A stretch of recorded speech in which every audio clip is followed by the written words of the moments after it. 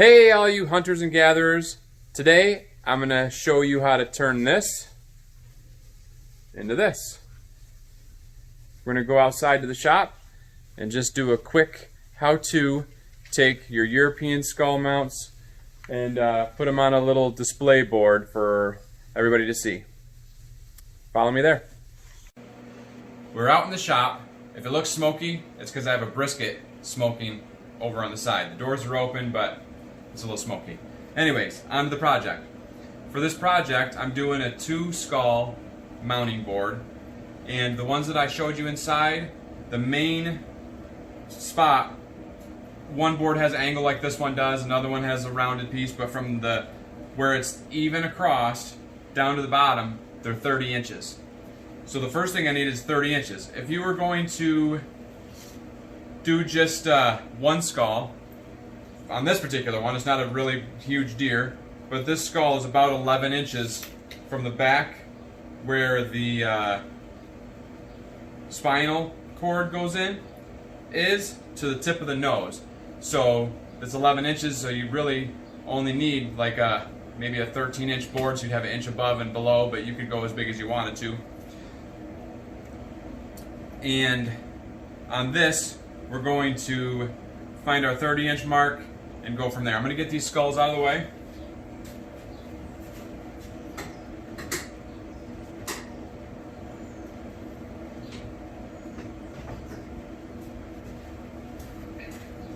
Now neither one of those bucks are giants, but one was with a bow and one was with the muzzleloader. I showed you both of those hunts from last year, just an idea of how they happened, not the actual hunt.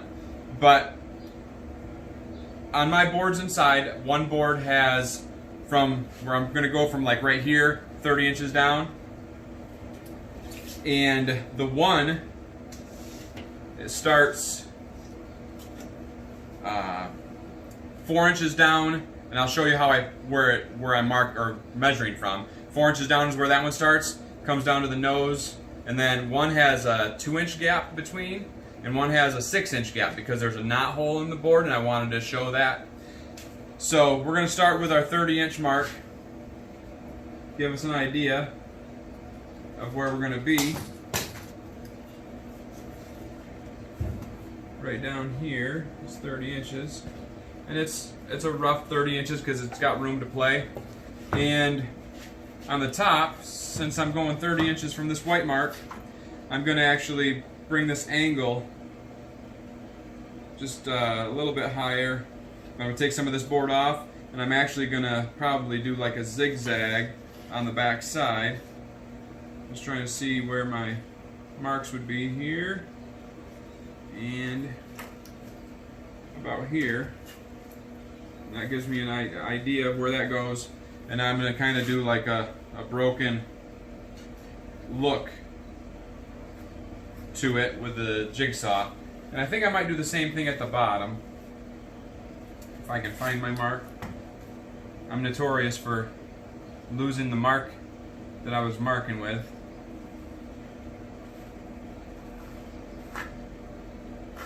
I don't know if that's the way I want to go, but we'll see. So now, I'm going to cut the board and have that ready to go.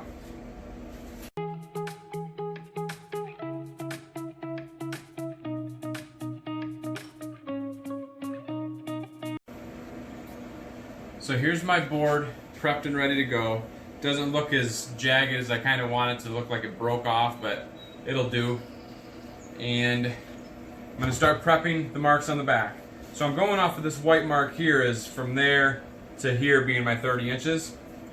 So I'm going to mark that back here, and then I've got 3 inches from that mark is where I want to start.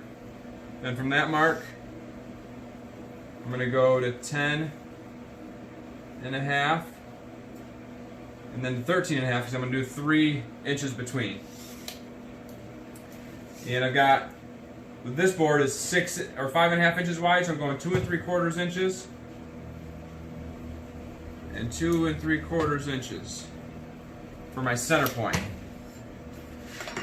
Now I'll take and speed square across there and here,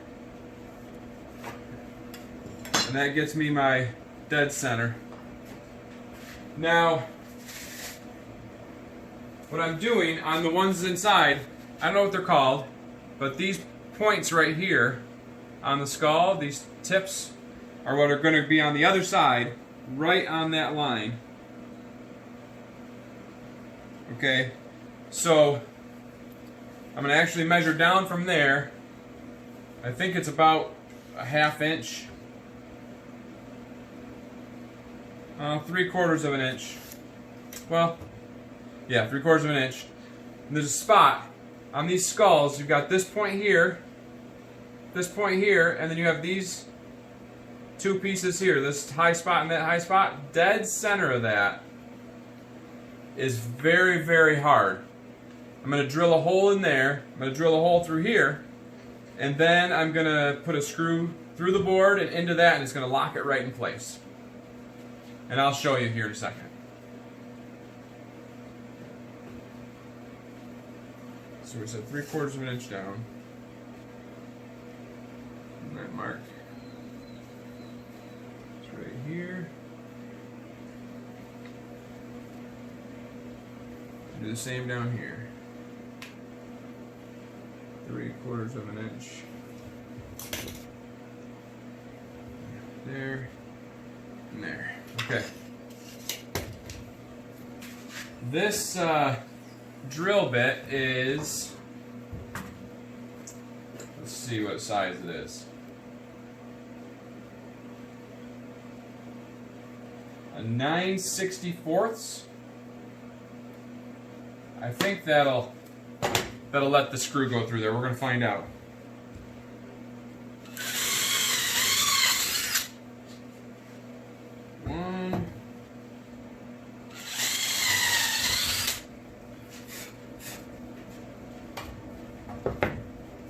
See, I'm going to take this into the skull here. I'm going to be careful that these nose pieces are really fragile.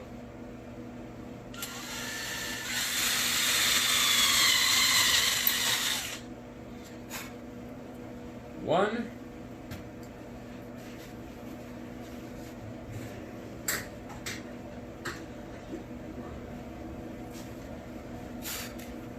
Now you might think, you know, these aren't giant bucks, and that's true. But I still like to display them. If they were worth shooting, they're worth showing off their beauty.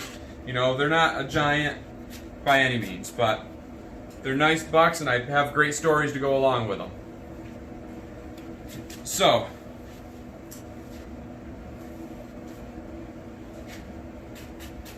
this is my top, and what I'm going to do, this is my archery buck. Not all the time is it this way, but I kind of like to put the archery buck on the top because it's the beginning of the season, and my gun buck on the bottom. I really like to put the bucks on the wall on a full shoulder mount, but when they don't make the cut for that size, then I do it this way.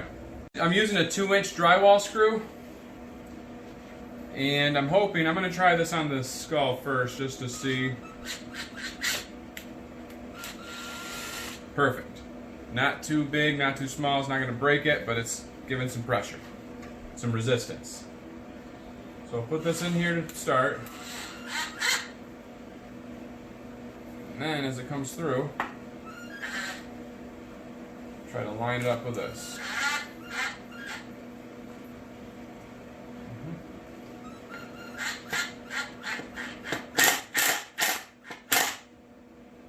One.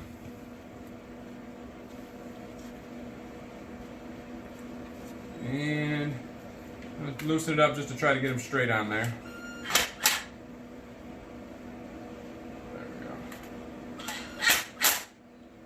Try that. That doesn't look terrible. It's not perfect. I'm going to get the other one on now. Then we'll be able to straighten them out.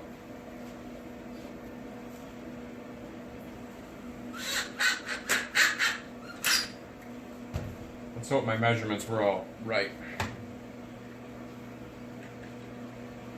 Looking good.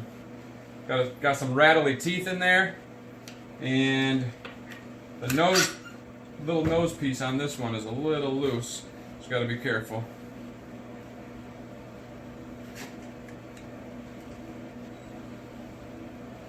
I got this thing over here. I'm going to give it a use. If you've been watching anything in the shop, you'll see I got a new vise. Look at that. That comes in handy. Usually I yell to Joy, "Can you give me a hand, honey, and just hold this board?" Alright, and it works well that way too, but this is going to work.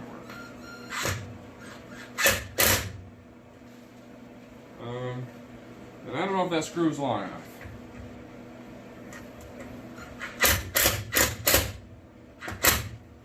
Well, it's on there, but I might want to rethink that. 2.5 would probably be even better. Let's see.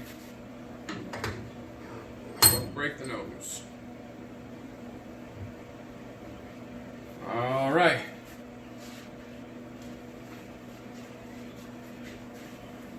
Not bad, right? I'll just put a hook on the back here, a way to hook it, and then I'll just stick it to the wall.